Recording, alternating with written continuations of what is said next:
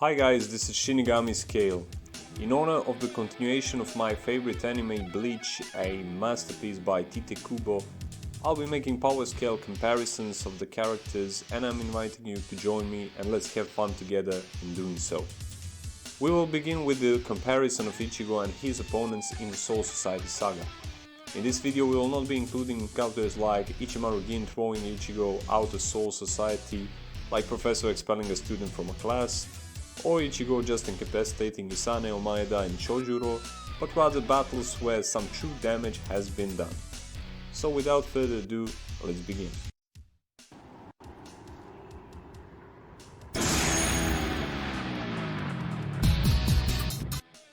In the Soul Society saga, Ichigo's first opponent was the gatekeeper Jidambo. With his massive stature, at the first glance Jidambo seemed like a potentially strong opponent, but very soon we realized that in Bleach a person's size isn't necessarily proportional to his strength. Jidambo tried to defeat Ichigo using his two axes, the Zanpakuto known as Jidanso Kaku. However, Ichigo was too powerful for this giant and broke his axes with just one swing of his Zangetsu. As he was easily defeated, Jidambo can be ranked above the rank of ordinary Shinigamis in the lowest level of seated officers.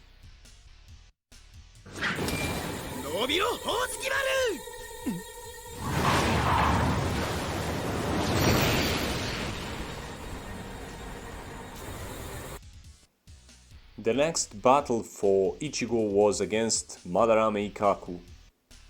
Ikaku is ranked the 3rd seat officer in the 11th squad. However, his power level is within the ranks of lieutenants and he is immediately a very good test for Ichigo's abilities.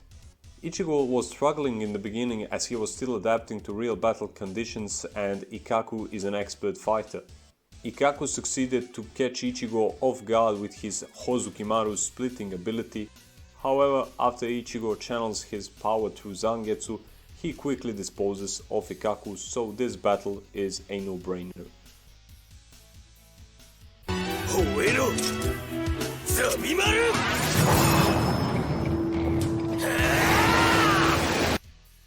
Now, the first time when Renji and Ichigo faced off, Ichigo still wasn't even using his own Shinigami powers and didn't have his own Zanpakuto. However, Renji was fighting with his Genten Kaijo, a power limiter, so their encounter in Soul Society promised to be a close one. In the beginning, Ichigo has difficulty in fending off attacks from Zabimaru, and once that he thought he read Renji's attack pattern, Renji proved himself to be a very dangerous opponent as he cuts Ichigo pretty severely. However, once that Ichigo remembers the lessons from Urahara Kisuke, his Reiatsu or spiritual pressure becomes much more powerful and too much for Renji to handle. If both of them started with the maximum battle power which they had throughout this battle, I see Ichigo winning this one with medium difficulty. 11番隊隊長ザラキケンパジだてめえと殺し合いに来た The following battle for Ichigo is one of my absolute favorites to this day, and his opponent was none other than Zaraki Kenpachi. The moment Kenpachi announces his presence with his overwhelming Reiatsu, Ichigo feels like someone has a knife on his throat. In the beginning of this battle, Ichigo is completely terrified and is given a free shot by Kenpachi to cut him anywhere on his body, which he tries but ends up bleeding himself.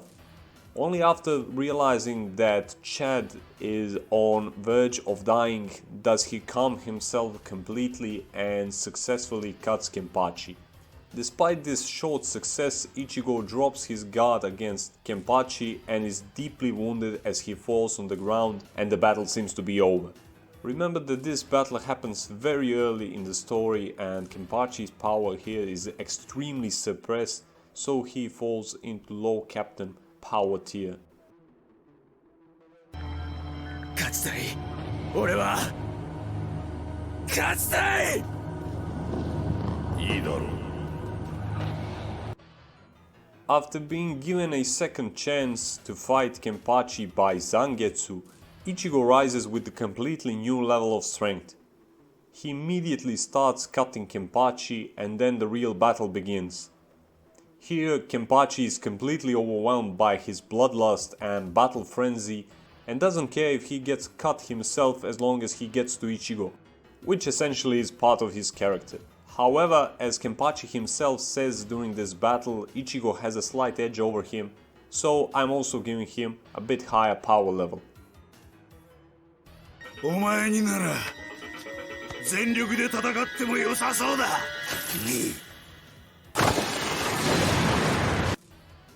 Things completely change after Kenpachi removes his eye patch and his power level skyrockets.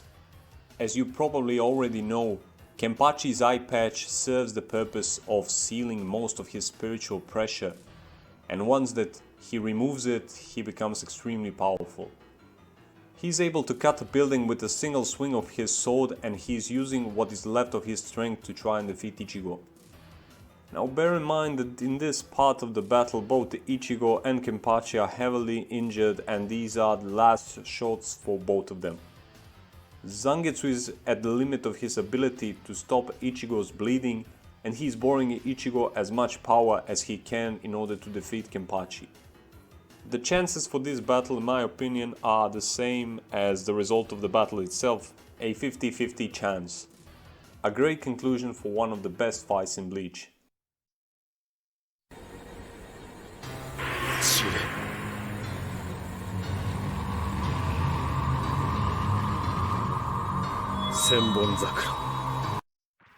Now we come to the battle that the entire Soul Society saga has been building up to, Kurosaki Ichigo vs Kuchikibayakuya. After completing his Bankai training, Ichigo's power level in his base or Shikai form also dramatically increased. The proof of this is him being able to dispatch the three wise captains with one shot each.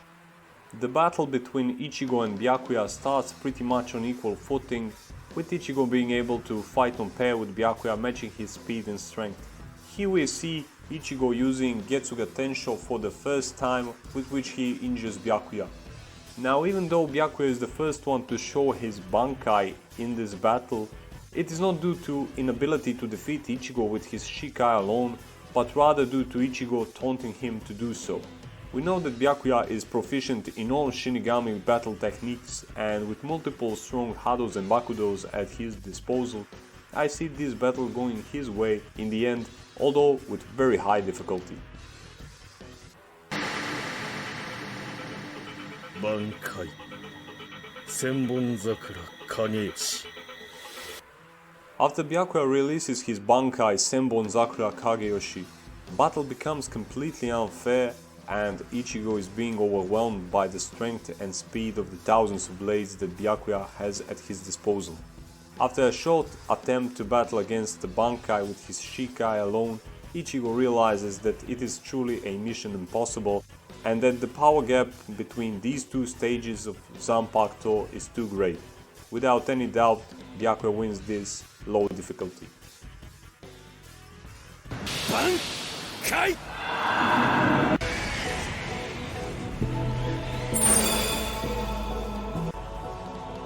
Tensa Zangetsu. After failing to compete with Byakuya's Bankai, Ichigo for the first time uses his own Bankai Tensa Zangetsu. Here is where Ichigo activates his Bankai for the first time, and it is truly an amazing scene. The strength of his Bankai becomes evident immediately as he is able to put his blade on Byakuya's throat without him even realizing what happened. Ichigo's Bankai is essentially giving him a huge boost in strength and speed, where he's able to outmaneuver Byakuya and even reflect all of the blades from Senbonzakura Kageyoshi while being surrounded by them. Now while Byakuya has more destructive power with his Bankai, Ichigo is a perfect counter for his abilities in this form, and I believe that he would be able to win this battle with very high difficulty. Senkei Senbonzakura Kageyoshi. What followed the reveal of Ichigo's Bankai powers was one of the first in-battle twists which surprised me personally, and that is the reveal of Byakuya's Bankai second form, or his true form, as Byakuya stated, Senkei Senbon Zakura Kageyoshi. This form of Senbon Zakura has scattered petals united into complete glowing swords numbering in thousands, which form 4 rows. It abandons defense in favor of a concentrated offense. Though visually menacing, this form is not meant for attack from all sides, rather it concentrates his Bankai into fewer blades in order to increase his attack power. In this form, Byakuya is extremely dangerous as he is controlling the surroundings and limiting the movement area to melee combat, in which he is very proficient. Even without Ichigo being crushed by the power of his own Bankai, as he barely started using it and wasn't adjusted to its power, Byakuya would still win this one.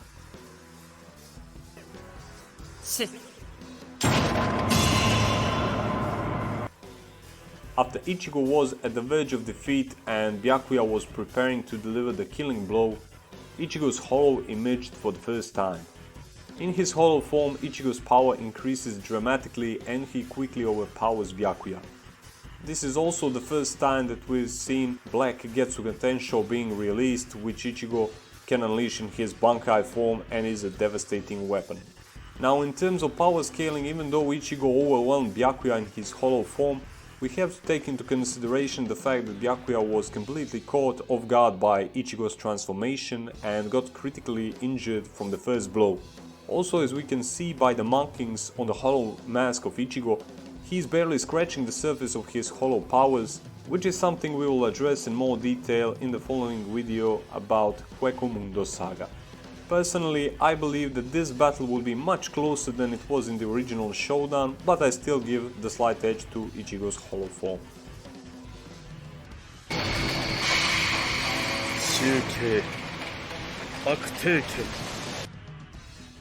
After Ichigo regains control of his powers, him and Byakuya engage into one final showdown.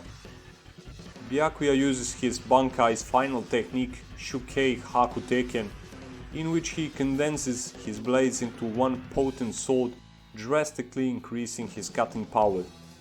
As Ichigo states himself, he doesn't have such an awesome technique, but still he's putting all of his remaining Reiatsu into this one last shot.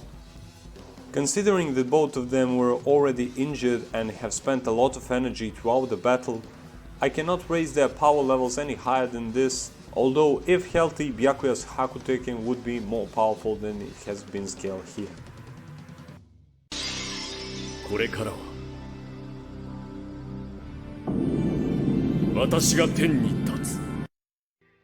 Ichigo's final battle in Soul Society Saga was against Aizen Sosuke, although for Aizen this was like child's play.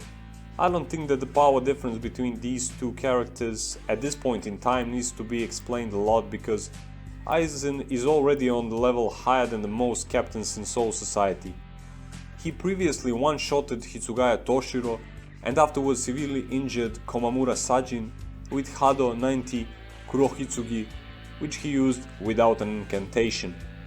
Against Ichigo, Aizen didn't even use his Shikai, he stopped his sword with just one finger and cut Ichigo so badly that he was incapacitated until Orihime healed him, so Aizen would win this battle without even trying. That's it for this video. Be sure to check out other videos as well, and if you like and enjoy the content, subscribe to the channel so that you can get notifications for the videos on a weekly basis. Till the next one, bye!